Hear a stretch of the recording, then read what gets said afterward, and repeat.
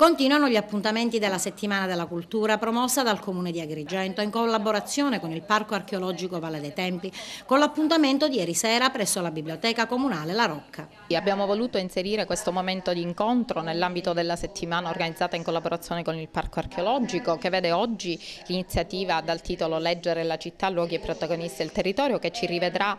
giovedì pomeriggio al Collegio dei Filippini con un concerto, un duo di clarinetto e pianoforte, che sarà un altro momento di arte, e poi il 21 aprile sabato di nuovo al Collegio dei Filippini con un incontro con Antonio Presti di Fiumara d'Arte e una discussione sul rapporto tra arte e territorio fatta assieme alla Facoltà di Architettura dell'Università di Palermo. Devo dire che questa sera noi vogliamo presentare, abbiamo pensato di intitolare questa iniziativa Leggere la città perché vogliamo attraverso i luoghi della città fare un'educazione, una promozione di educazione di quella che è l'educazione al patrimonio culturale. Io credo che quando si parla di patrimonio culturale non bisogna soffermarsi a quella che è l'idea del museo, del monumento, del sito archeologico. Patrimonio sono anche i quadri, sono le statue, patrimonio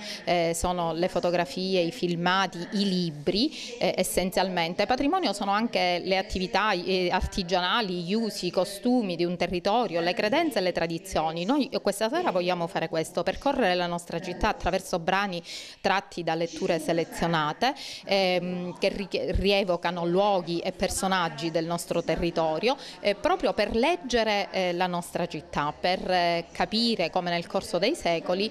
ciascun operatore che si è fermato nella nostra città o qualunque scrittore, poeta che l'abbia rievocata, vedere appunto come l'ha letta e che visione ha dato della nostra città, sempre nell'ottica di educazione al patrimonio, che è assolutamente un momento fondamentale per quel senso di identità e di cittadinanza che appartiene a un popolo e quindi a una popolazione.